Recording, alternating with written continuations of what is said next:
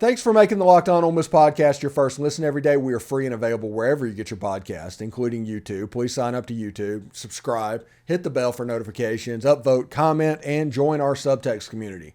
We don't have a lot of information, but when we do, like the Alan Flanagan and Wes Flanagan thing, we put that on there. Kind of worked out. So whenever we do hear something, we will let you know. But, you know, we have our former player hotline. We have our current player hotline as well. So that is pretty cool for you. Anyway, ESPN is beginning to change, okay? ESPN is actually beginning to change because this cable model, like we told you last segment, is going away. It's where newspapers were 30 years ago, 25 years ago. That is where cable sits right now. It's still a functional thing. That's still the way some people get their stuff. It's kind of going away. It's lost. Everybody under 40 essentially is cut at this point. So there's like DirecTV or, you know, Spectrum or something like that. It's going to be a problem. The younger millennial generations, things like that, they've already cut, and the older ones are dying off, which means that cable market is going to get smaller and smaller. So ESPN has to do something.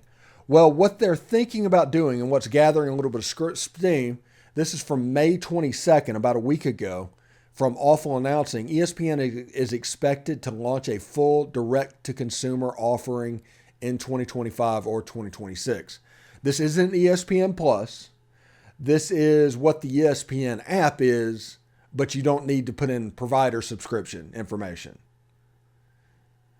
where you log in like ESPN Plus, but it doesn't matter who your provider is. You still get the ESPN channels and all that. That is what this is. You can just order that app as a standalone. The ESPN direct to consumer timetable, ESPN is expected to go direct to consumer in 2 to 3 years. According to sources, it's not happening this year, and according to sources, at this point, it is unlikely to happen next year. That's obviously it's 22, and 23, and 24. That makes the earliest start date 2025, though 2026 is still a possibility. It's still expected to occur within a 5-year time frame that we were originally reported. However, as ESPN chairman Jimmy Pitaro has stated on numerous occasions, there's no exact timetable. Pitaro and Disney are watching market forces, and there is no specific date to report. Now, that's important. That's important for people to see what's going on, to understand. And let me tell you what that means.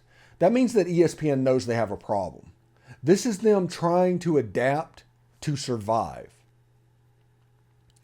It's not like I said, it's not a political thing. It's just a technology thing. Like I always talk about all the time, how NIL is going to suck the air out of the room of everything else. Well, the internet has done that to all other medias, whether it be newspaper or, radio or television or cable. All of those getting sucked into internet, whether TV, radio, however it goes.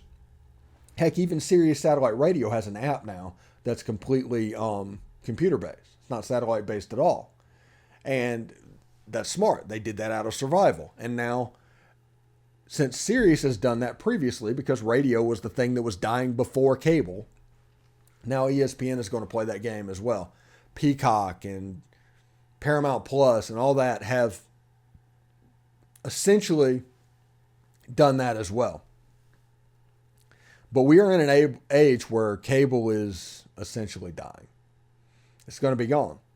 But that means that financial gravy train that has made ESPN the monster that it is going to go too. So we'll see. I think in 2023, when the SEC has another rights thing come up, because it's one of the big two, it's one of the big daddies, even then, it's going to look different in my opinion. I think there's going to be a lot more SEC on ABC over the air. I think they're going to be, they've started putting SEC games on ESPN Plus.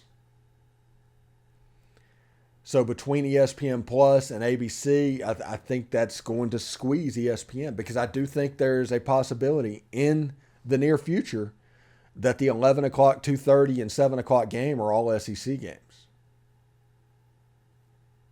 I just genuinely believe that. Anyway, this is my birthday week.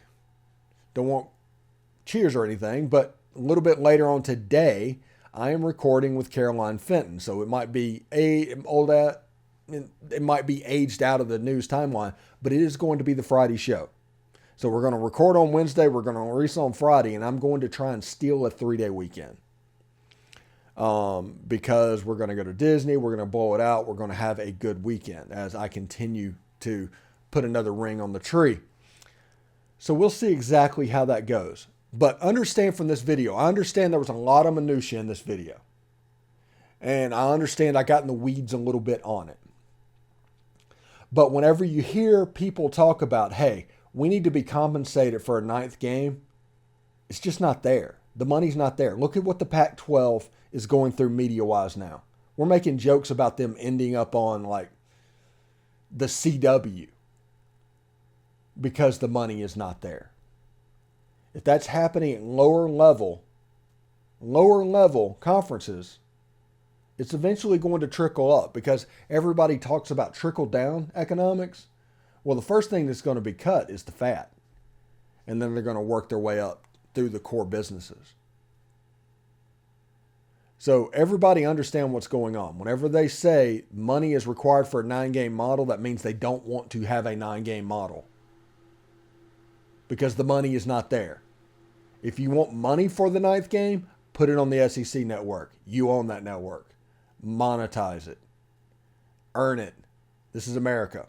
Anyway, thank you very much for making the Locked On Ole Miss podcast your first and listen every day. Every day is tomorrow on the show. Caroline Fenton from Locked On LSU. We're going to talk about the Ole Miss LSU rivalry, and with it being on the chopping block, whether they save it or not, it's just an absolute abhorrent situation.